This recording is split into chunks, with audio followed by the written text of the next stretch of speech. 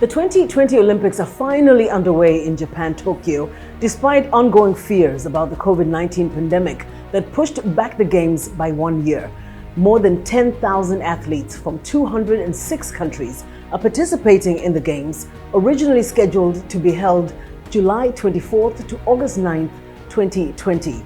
To keep the athletes safe, Olympic officials have banned spectators and implemented strict safety measures such as mask mandates, social distancing rules, and mandatory COVID-19 testing and vaccine requirement debates. Hello, I'm Dimyake Wakalielie, and this is Our Voices. Now today we'll take a look at the long road to the 2020 Olympics for African nations and hear from former Olympians about what it is like to compete at the Olympics. This and more on today's program. Stick around.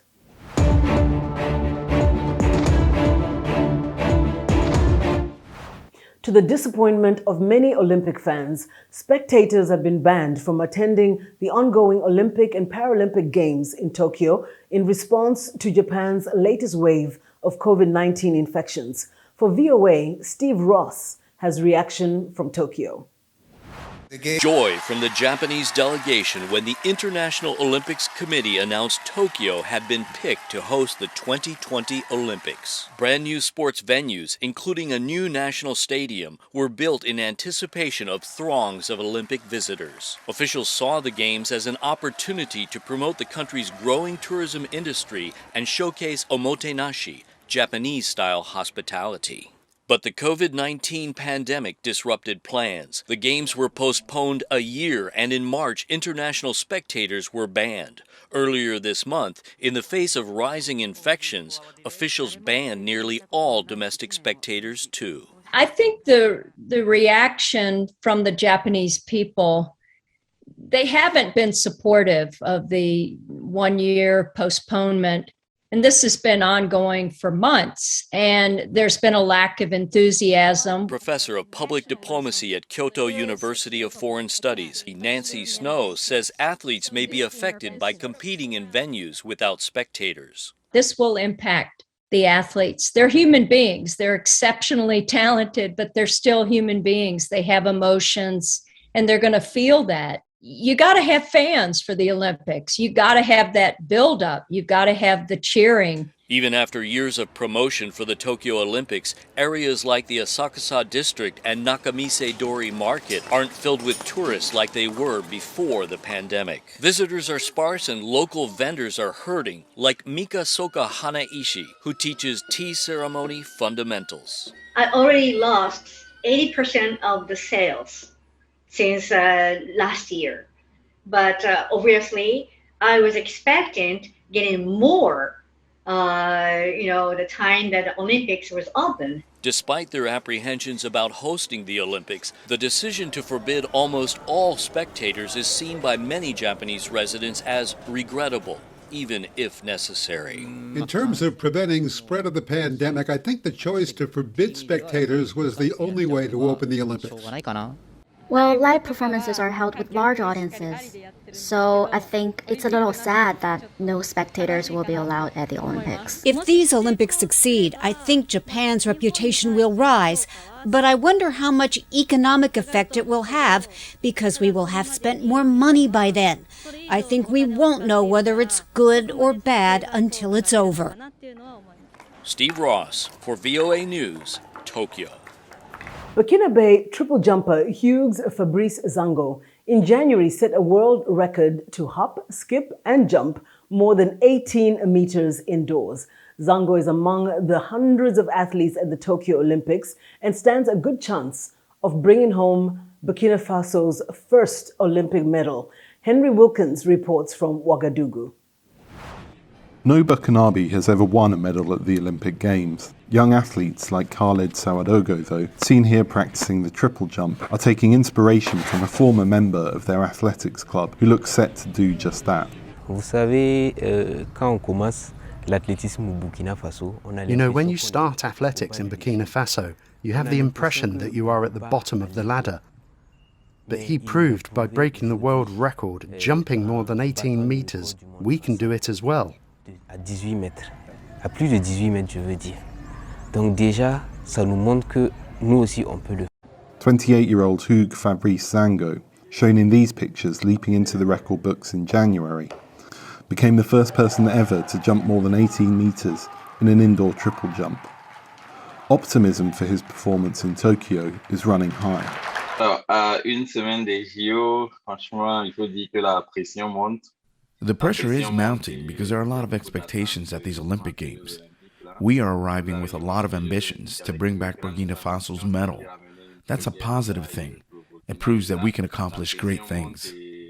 On va dire que c'est de bonnes choses, c'est de bon augure. Ça prouve que la tâche qu'on a à accomplir, elle est grande. Burkina Faso is one of the least developed countries in the world. It's also in the middle of a conflict that has ravaged parts of the country, displacing more than 1.2 million people. Zango said on Twitter earlier this month that winning the country's first medal could help bring hope for the country's future. Zango's parents, meanwhile, say the secret to producing an Olympic medal contender is spotting talent early and nurturing it. We knew from his early school years he was someone who was curious, who likes to learn and who likes to push himself as far as possible. As far as food went, he always told me that to be a good athlete, there are things he couldn't eat. I did what I could and helped him change his diet. Zango is also pursuing a PhD in electrical engineering at Artois University in France and fits his athletics career around his studies. His high school coach says his former student breaking the world record is already benefiting Burkinabe athletics, regardless of what happens in Tokyo. A lot of Burkinabe sportsmen can look up to Zango, but also many parents want their children to do athletics now. This is a really positive thing for us. Sawadogo, for one, says Zango has inspired him to aim for the Olympics. Yes, it is the dream of every athlete to go to the Olympics. I am aiming for 2024. I am making it my personal goal. As Burkina Faso waits with bated breath to see if Zango brings home a medal, the triple jump final is scheduled for August 5th. Henry Wilkins for VOA News, Ouagadougou, Burkina Faso. Zimbabwe has won several Olympic medals, including the coveted gold, first by the women's hockey team in the 1980 Moscow Olympics, and most recently from swimmer Kirsty Coventry, Zimbabwe's most celebrated medalist, who got the gold and silver in the 2008 Beijing Olympics. Gwyneth Dube, a former sprinter who represented Zimbabwe at the 2004 Athens Olympic Games in track and field, says it is every athlete's dream to be part of a winning team in local and international competitions. In an interview with Gibbs Dube of VOA's Zimbabwe service, Gwyneth Dube, who qualified but did not advance to the finals, shares some advice for aspiring Olympians. I always say, as an athlete, you prepare very much. You know, like everything that you do, your focus is to be the great athlete that you can possibly be. And also, I believe everybody, when you make it to that greater stage, which means you've put so much work, you've put so much effort, you've sacrificed so much for you to be at that stage. And I always say, you know, you got to believe in you, you know, and you got to do your best of that very day or whatever that competition you're going to do. Is really once you get to the Olympics, there's never a lesser or whatever. You are part of the community, which means you are talented and you're a great athlete. So there is never really do's and don'ts. And I always say, keep to your plan, even if, you know, it's challenging right now, you know, because as I say, I think champions are made in times of when you are being tested. Because there is never a perfect time for a champion. When things get harder, when you have to prove your resilience, and when you have to stand up when things feels like you're going to lose, they're going to slip out of your hands. And that's what makes a champion. And I really, you know, so proud of them that they have, even under the circumstances when you don't know the uncertainties, whether you're going to even make it, to the Olympics, it's one thing. Then you qualify. When you've qualified and you've gone through, and then you also have this thing, that cloud that actually says, should I keep going? Will I be able to get to the stage and actually be able to perform? So now they're on the stage. Now you have, the situation is still the same, but you just gotta have to do the best. But when you look back and you say, I did it, I was there and I did my best. And I think that's the best thing you can actually do for yourself. Some people will say Zimbabwe doesn't have facilities for training athletes who perform at Tokyo Games and so forth, Is it a fact that the training facilities are maybe below standard or something like that? There are people that comes from all kinds of situations, but they end up actually being part of the community. I think that's the greatest thing. So instead of actually focusing on most of those things what we don't have, we can actually focus on the things that we have and what we could potentially bring out of that. So it's yes, things could be better, right? So if we look at the things as they are now, because I'm even saying, even if we're the best facilities, nobody could knew that COVID would come and it will throw things, everything. It doesn't matter with the best facilities or not. People, all of them, they're also not well prepared, or there to try by all means to create an environment so that they can be prepared for the games. So for athletes, I always say you can't really always hope for the best circumstances and the best everything. But if everything is made easier for you, I always say, then there is nothing to challenge you to prove that you are actually the greatest are made out of probably rubble, if I may say, because they have to prove their resilience. Yes, we hope things will be better, facilities will be provided for athletes so that we can have more in-depth. And I think the best part of that is when we give them those platforms, then they can be able to really not have to struggle to actually get certain things for them to, they can focus on the training and actually on their talent, showcasing their talent and their capabilities. Thanks, Gibbs. Now we're taking a short break, and when we come back, we'll hear from Olympians from Cameroon who know a thing or two about becoming a gold medalist. That's coming up next. Don't go away.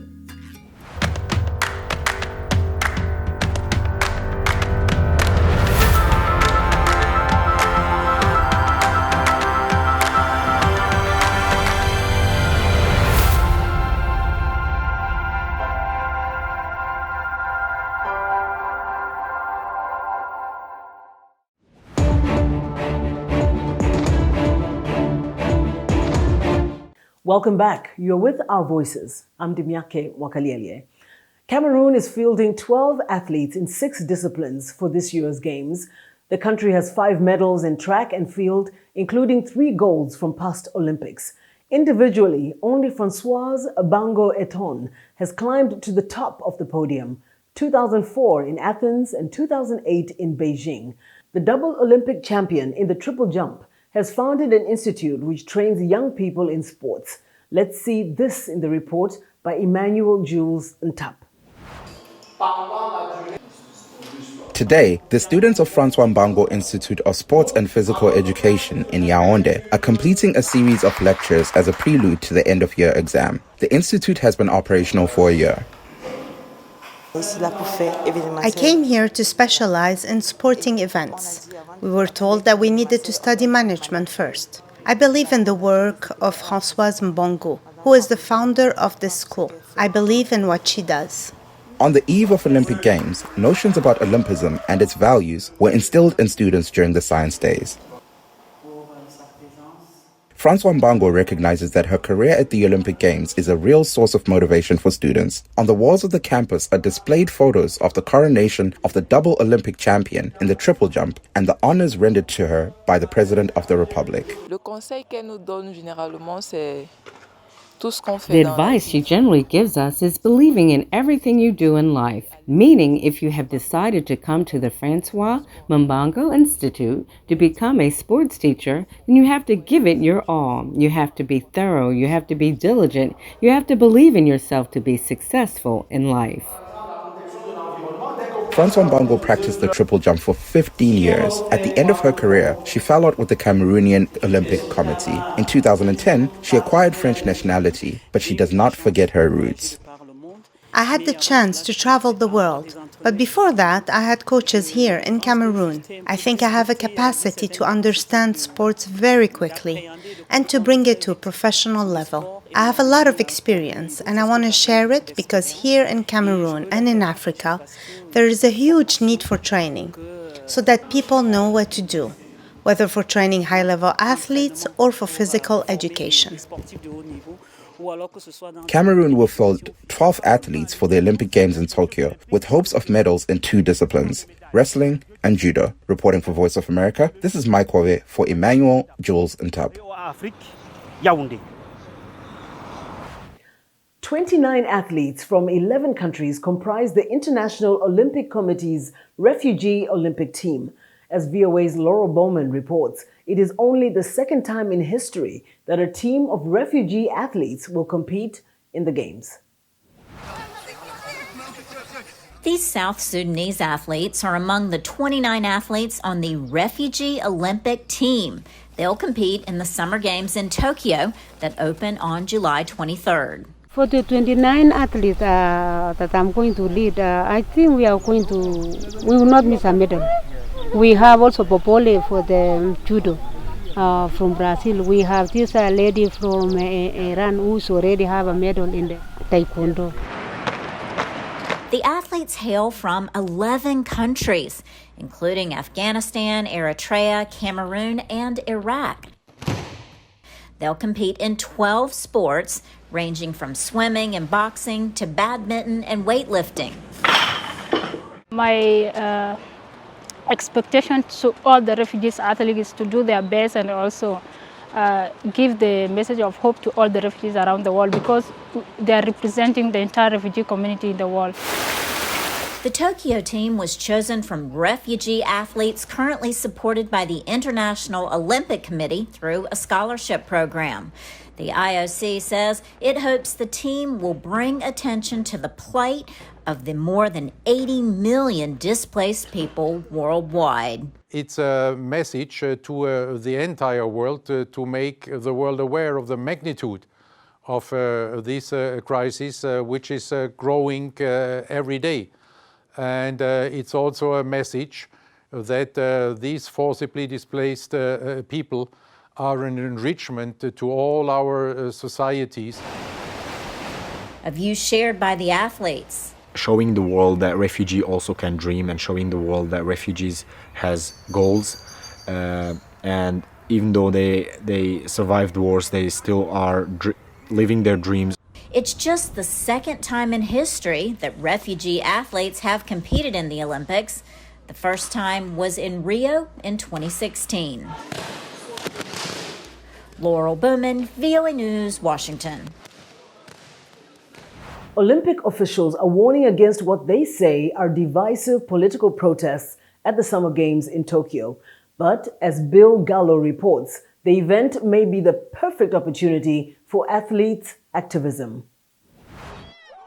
Global Black Lives Matter protests. A Me Too movement in support of women's rights. Both sprung up in the years since the last Summer Olympics, and both may influence the Tokyo Games. I think we have a perfect storm, if you will, for an outburst of athlete activism that is rooted in fighting for Black freedom and also for human rights in general. No peace! No racism! In the U.S., professional basketball players have been at the forefront of anti-racism protests. Many will now compete in Tokyo. U.S. soccer star Megan Rapinoe has also been outspoken for equal pay. And I've been told that I don't deserve any more than less because I am a woman. Olympic protests aren't new. The most iconic was the Black Power salute by U.S. athletes Tommie Smith and John Carlos at the 1968 Games. The International Olympic Committee later introduced Rule 50, which bans player protests. The rule was loosened this year, but IOC Chief Thomas Bach recently warned against what he called divisive protests, saying the podium and medal ceremonies are not meant for politics, which is ironic given that the IOC's own website praises Carlos and Smith as legends. And they say what courage it took for them to do that. And I agree, it took a lot of courage. But they've made a new rule. Even these guidelines do not permit there to be a new John Carlos or Tommy Smith at the Tokyo Olympics. Some conservatives in the U.S. say athletes should stick to sports, but the trend is in the other direction. The Olympics is no exception. The Olympic Games in international sport is so entwined with politics, with all of the national symbols. It's the flags, it's the anthems, it's the emblems on the uniform, the uniforms being in those national colors. Do you think Olympic athletes should be able to use the Games as a platform for social causes? If so, why? Or why not? Tell us on our social media platforms. We are on Facebook, Instagram, and Twitter. Our handle is at VOA Our Voices. We are also on WhatsApp. Our number is on the screen. It's time now for another quick break. When we come back, Simonish will join us for our Women to Watch segment. Stay with us. We're bringing women's voices to the conversation, and more than that, we're building a community of inclusion and empowerment. Here in Kinshasa, campaigns to raise awareness against the spread of coronavirus are common, but getting that information to people who have no access to water, electricity, or money can be a challenge. We are here at Kalerwe Market in Uganda, Kampala, where in this whole market, women are crying out for their situations to change. For women, it will be better for us. I think a big thing for me is just being able to say that when these protests are happening, does it turn around into policy? Our kids are raped every single day. This movement got the government to listen. It really was powerful because it showed what is possible when men and women band together and say, enough is enough. It's not necessary anymore to climb on a car. I can be in any place to cheer with the people.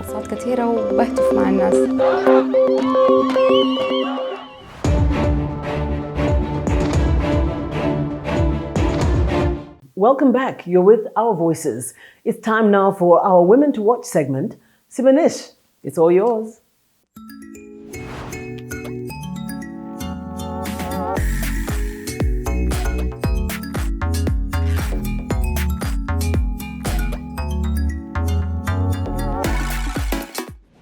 Thanks, Ndimiake, and hello everyone. I'm happy to bring you this week's Women to Watch segment. Zimbabwe had 5 Olympic aspirants in the 2020 Tokyo Olympic, all hoping to bring home medals.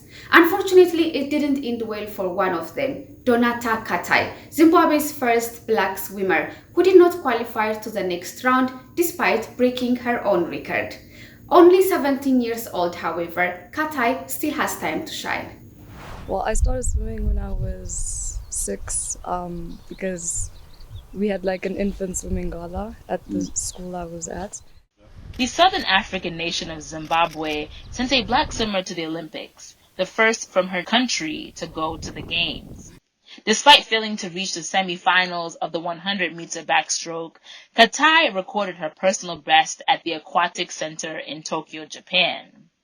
17-year-old Donata Katai won African youth titles and broke youth records once held by 2-time Olympic champion Kirsty Coventry, who was not only Zimbabwe's most successful swimmer, but also Africa's most decorated Olympian.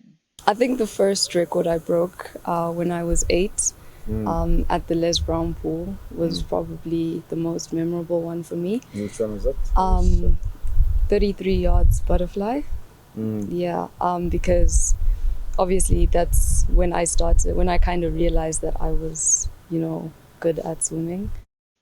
Tokyo might have been too early for the teenager to succeed, but for now, Katai does represent a deeper breakthrough for Zimbabwe.